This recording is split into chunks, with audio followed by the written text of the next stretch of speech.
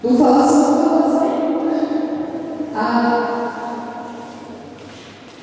keď som tam prišla, vlastne nikto sa so mnou nerozprával, nikto sa so mnou nechcel hrať, tak sa za mnou otáčali a ja som nevedela prečo. A ja som si myslela, že na druhý deň sa to možno zmení.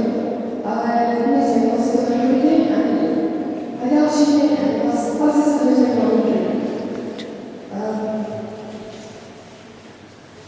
Nerozprávalo sa so mnou, nehrali aj. Mňa to bolelo strašne, ale preto sa hrali viac s mojou sestrou ako so mnou.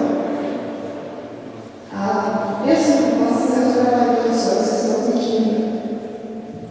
A tak som sa časom na ňu naviazala, že som bez nej nikam nedokázala chodiť, nič som bez nej nedokázala robiť.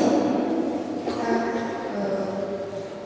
keď som prišla do školy, tak mi zo žiaku zobrali pedačníka alebo šiatku, tak som sa rozplakala a utekala za ňou. A ona ma vždy uchránila a utešila. A oni sa mi to smiali, pretože si mysleli, že som nejaký strachov alebo zbabelec. Časom som bola na tom až tak zle, že som nedokázala prejsť na druhú ulicu a ísť do okna. Pretože som sa bála, že sa mi budú smiať, čo je to veľmi pozerať.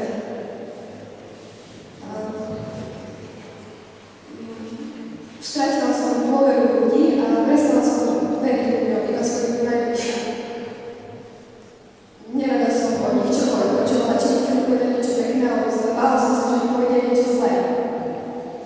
Tak keď za mnou prišiel jeden chlapec a povedal mi, že som tučná.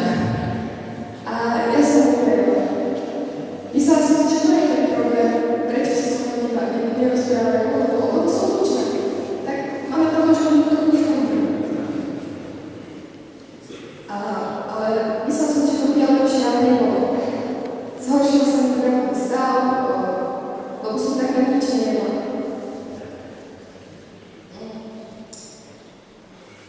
Hrozila mi anorexia a bola som podvýživená. Ja som si myslela, že to je tak dobré, že možno ešte trošku, že budú ma mať radi. Ale nemali a ja som to dostala do obrovských problémov a bola som na to ešte horšia, ako som bola predtým. No, myslela som si, že nikdy nestretnem niekoho, kto by mi povedal, že som pekná. Len tak, že sa ma prišla povedať, že som pekná, že mám pekný úsmev, vlasy a oči.